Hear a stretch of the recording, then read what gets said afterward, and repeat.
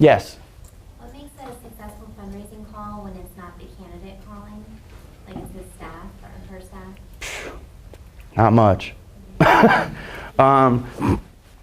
Give me an example. You talking about presidential campaign? No, for instance, I worked on Kirk Watson's Uh-huh. senatorial campaign Mhm. last summer and a year ago, and I had to make calls on behalf of various candidates, not only his, but Mhm. the fundraising consultant was reaching out to.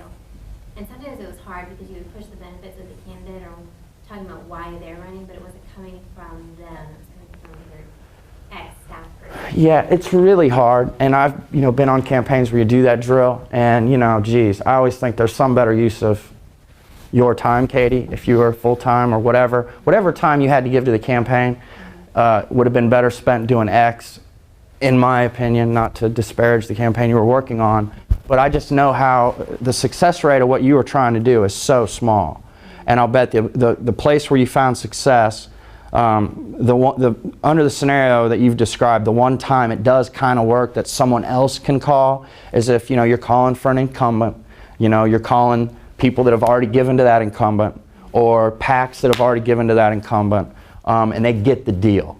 You know what I mean? And they know the senator's too important to spend his time calling real people and asking them for money or whatever the drill was or case may have been in your situation. I don't know. I mean, when Watson ran, he quickly became the heir apparent, and he was, jokingly called senator all summer, by the lobby and folks around Austin. So he kind of had the mantle of an incumbent, which creates that rare case where you can try to raise money through a surrogate, but it's just really hard. It's tough.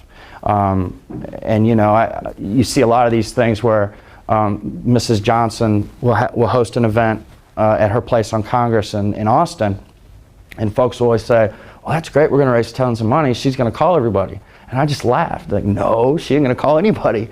She's going to be the host, okay? And you're going to have to call everybody. And so it's tough. I mean, it's good to have a draw. It's good to call for an incumbent. It's good to be able to say you're going to have an event at Mrs. Johnson's or, whatever the equivalent would be on the Republican side at the Bushes or whatever. But, the truth of the matter is the best way money is raised is over the phone. So how was your success at doing that? Well, I mean, sometimes you would just get hang-ups, to be honest with you. Right. I mean, some people are very nice, but 9 times out of 10 it was a, thank you so much, you've been very informative. I'll Right. get back to you, I'll look at the website. Right, and when it takes an hour just to reach 10 people, you start to then, okay, and then you times that by 50 or 75% the pledge rate. It's like, Well, the one good thing that the senator did was the consultant called him just this massive fundraising athlete because he would pick up the phone and instead of hanging up in between calls would just press the button and dial again, and he would get in lots of calls in just 1 hour session, which was a lot more successful than other candidates that would take their time because it's not fun. Yeah, it's not fun at all. It's funny, that you're doing that on his behalf because he was a legend at, at doing that very thing. And I know during his Attorney General's race in '02, I was sitting with the statewide candidate. John Sharp was running for lieutenant governor, and we could complete like 15, 20 calls an hour, which was, compared to some of my other clients, pretty absurd. And then somebody was talking about how Watson could do 10, 20 an hour too, and that he really worked it. And you know what that's an indication of, folks, is they care enough. The candidates just sit there and, oh, I don't want to do it. No. Well, do something else then. Don't run for office, And look, there are certainly scenarios, on the GOP side with their incumbents, they don't have to do nearly as much calling, in my opinion, or in my experience, as a Democratic candidate does. They're much better at committee fundraising than we are. So there are some inherent differences between the parties. And as I'm speaking to you as a Democratic consultant, I want to impress upon you the importance of calling.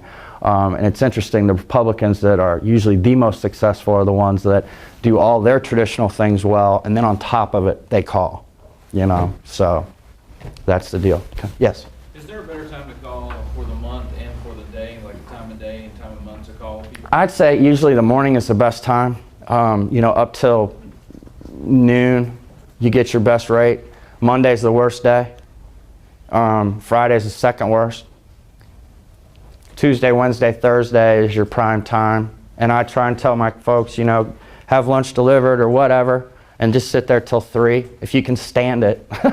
it's tough. Even a dedicated candidate, 5-6 hours, man, it's hard after that. They're pretty gone. So, if you can sit there in the chair from 9 to 2, let's say Tuesday, Wednesday, Thursday, and maybe be available Monday and Friday. Monday, know that your calls are going to be outgoing and not many connections, and the same with Fridays. Okay? Just kind of know that. But the reason to keep doing it is, if you're sitting there and you're dialing for dollars, you need to place 20 calls to get 8 completions and 3 callbacks. So if you think of it that way, well, every time I call 20 messages, I'm going to get 3 calls back. You kind of do Friday and Monday to set up those other few days in return calls and the like. Anybody else? Yeah? Yes. I'm a potential donor. Uh-huh. Would you mind working your magic and selling me over the phone Right now? right now? Well, I would just, what am I running for? U.S. Senator. Oh. Senator, huh? Well, that's the last one I'd ever run for, but okay. Well, I would call and I would say, Chris, how are you? Presuming I already know you? Yes. Okay. I'd say, Chris, how you doing? I'm doing well. How's your family? Oh, everything's going fine. The kids are in school. How's your career coming along? You still in politics? It's kind of shaky, but I'm hanging in there. Okay. Well, I called you today to tell you I'm running for the U.S. Senate. And the reason I'm running for the U.S. Senate is I think we need to get out of Iraq. And I think it's very important. I think we're losing lives in Iraq. I think we're losing some of our best and our brightest. And I think it's an unjust war. I think we're there for oil, Chris. And I don't think that's what we need to be doing. Okay? And I care enough, Chris, that I'm going to run for the U.S. Senate and try and speak my voice about what I think is important for the future of our country. Will you help me with that, Chris? Well, I think I have a cousin that's in the Army right now, so that may be beneficial. So, Chris, you know the importance of trying to change the makeup of the U.S. Senate and lead our country in a different direction. So, again, Chris, will you help me? Yes, sir. Let me check my pocketbook. Great.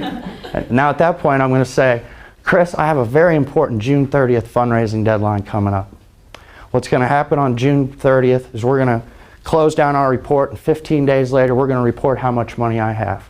And the more money I have, Chris, from good folks like you, then the more money I'm going to be able to raise later on, because the reporters and all the political smart people will say that Chris is an important, viable, good candidate. Okay? Or that I'm a good candidate. Whoop, I slipped up there. That I'm a good candidate because I've raised this money. So, Chris, can you help me in that endeavor to raise $100 by June 30th? Maybe 200. And then I'd say, Chris, I can't help you enough. If there's anyone else like you that you know of, here's my email. Please send it along. And then I'd say, Chris, I have all your information in front of me. Can I just check to make sure this is right? Blah, blah, blah, blah, blah.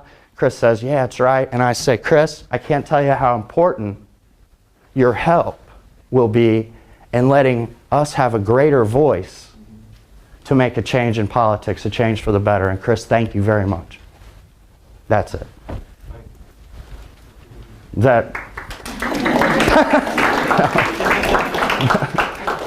that's the gist of it. And too many times it's, here's what I hear. They get on the phone and they're nervous because I'm asking somebody for money, and they say, I'm running as a Democrat because I'm pro-education, and I think the government needs to do more, and I think we need to fix health care, and that's why I'm running, and will you give me some money? And then I have a deadline coming up, and it's June 30th, and I really need to try and raise some money because I got to buy some signs or whatever, and I hate calling you, Chris, because it makes me uncomfortable, but my consultant's sitting here and he says I got to do it, and I stupidly decided to pay him, so I guess I'm going to listen to him. I mean, you hear all kinds of crazy stuff. And so that's just like off the wall and not what you do. It's, it's whatever, James Eldreddy just walked in, who is the most successful Democratic consultant in Texas, and he's going to sit here and talk to you about media, and I'm sure somewhere along the lines he's going to say something about when you communicate through the media, you're trying to communicate as if you're really having a conversation with that person, okay? And so when you're on the phone, obviously, you're really having a one-on-one conversation